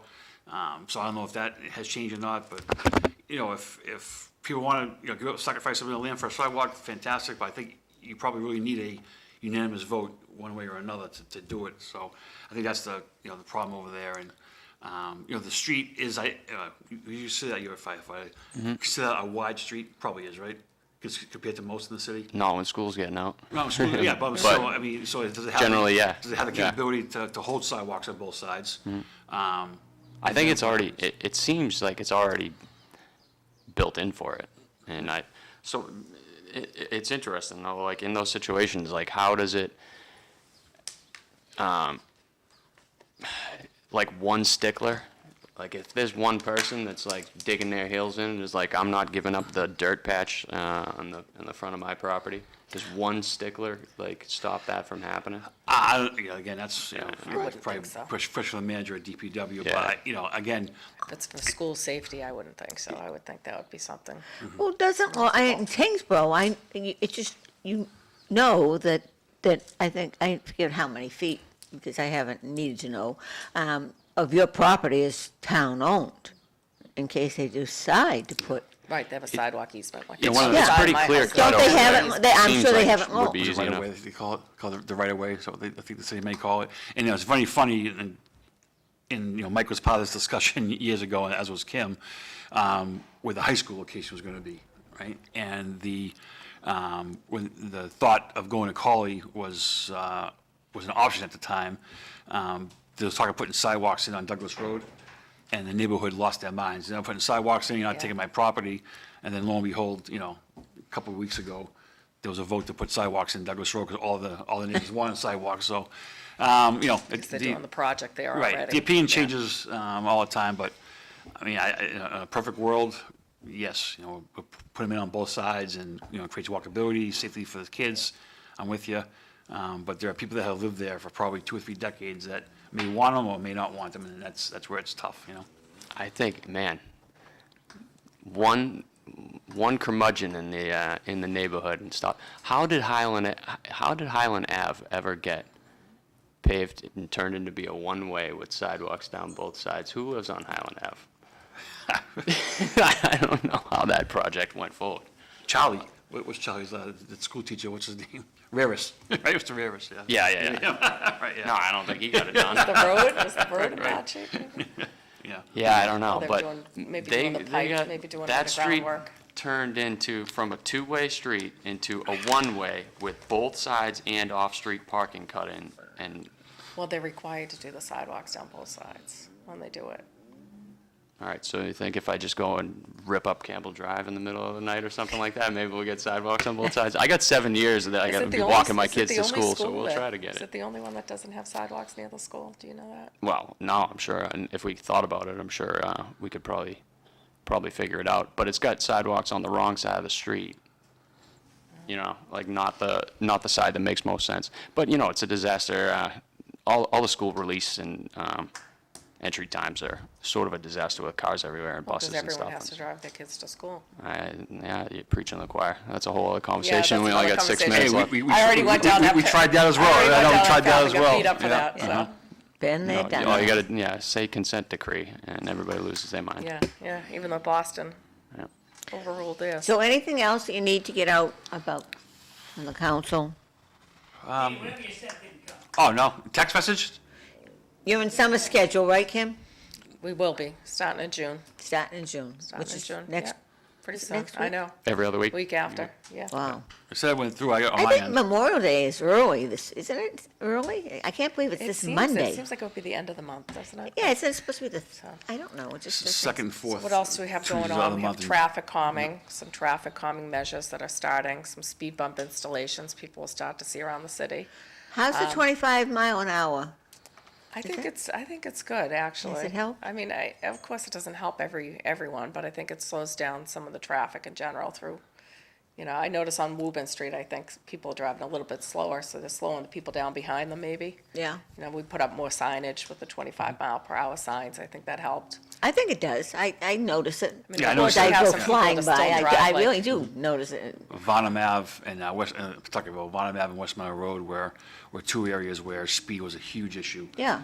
We have some hot button areas still. I mean, I know on Central Street, I was out there the other day, the cars were flying. Same with Lincoln Street, but there's some areas that aren't eligible for speed bumps because of the, you know, fire routes or whatever. We're not putting them on, so. Yeah, it Were is any- inconvenient for us. Was anybody Yeah. ticketed over that, over the 25 mile an hour? Oh, yeah, so Councilor Newman filed a motion a couple weeks ago concerning infractions. report, yeah. Yeah, and I think the number was almost $800,000. Wow. Yeah, and what happens is that money is put back into the neighborhood enforcement team. Oh, I like Yeah, that. Yeah, so it's, So you see more of it. Yeah. And Great then our show park, today. our park construction is starting at a lot of our parks right now too, from. Final comments from the audience today. A great show today. Many thanks to guests coming in. Unbelievable, just because you've done it for a while doesn't make it right. Parking free increase. Will you vote to increase our taxes this year? That's our last tax for the day, so knock them off. Thank you. yeah, getting back to, I'll do the pocket one real quick. I will too. That's a, what's the enterprise fund that if we don't meet the revenue for the needs, that falls back on the taxpayer. So that's where the pocket increase went into effect. That's why we did do it, was because if, you know, we were short, I think, $2, $3, $4 million at some point in time, and you have to make that up somehow. Well, people need to Right. know those things, Correct, and if they right. know, then they don't get so huffy. Yeah. And then with the, you know, this year, the tax increase will be 2.5%, which is down, I think, over the past 3 years. This is the lowest increase that's been in effect in a long time. While all the while, we are, I think, increasing city services and doing a pretty good job of it. You know, I have heard comments that they see the downtown as much cleaner than it has been in the past. As Kim talked earlier about, we are now utilizing speed humps all over the city, which people absolutely love. Again, quality of life issues with speed and traffic and things like that. You know, we're putting out more barrels in the spring and summertime for trash pickup. And so there's a lot of things that we are doing as a city to, again, make the simple issues, like the quality of life things, better for our residents.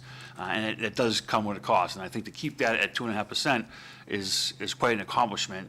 And I also think it goes to show that this council, this term and the past term, have taken some very difficult votes to put the city in a position that we are in now. And now we can go up 2.5% and still maintain those services. So Dan, what do we got here? Yes, this is the online, went out last month, it's April. And it just talks about, you know, filling vacant downtown properties, you know, the housing needs and how we're trying to meet those needs. And it is what it is. It says, you know, the revitalization of Lowell. So it's, you know, back to your positive, you know, you want to get out the positive stuff of what we're doing, and this is a good example of it. And this was in Governing Magazine? Yeah, it was picked up by Boston.com too, John. So, Oh, that's good. Nicely done. Nice. Yeah. Well, it's nice to see something positive, and I'm glad to hear Kim say how safe it is. That's good to know. Well, I think there's more because people out and about. I think, you know, the more shops that are opening up, there's more to go down and The weather's getting better. Yeah, especially in the summertime. Well, not last Right, night, when but you it know, is getting- Right. in that You know, Hive Market, I'm excited for that. Yeah, That's- you know, you're allowed to sell, bring you people know, now downtown. we can sell outside, so more people are outside, and it just creates a safer Oh, environment. absolutely. Yeah. Absolutely, that's all good news. So I want to thank you all for getting up, Thank you. Mike, coming in early, Yeah, chatting, it's good to be here. and come back soon. Please book before you leave, but thank you all, and thank you all for watching, and we're on in the towns now for 2 hours in all the towns, so thank you, and I think we're almost. Hey, tomorrow City Life, we got Evelyn Thorin, Bob Hoey, Everett, Bill Olson is coming at 7, Oh, and Sam Chase. That's tomorrow City is that Life. the son? Is that the one that's the superintendent, Merrimack? I I don't know. think he is. Oh, he's wonderful. Well, he's coming Do up. say hi to him. So say goodbye. Thanks for watching. Goodbye, thank you. Thank you. My grandchildren, he's the superintendent for my grandchildren, I love it.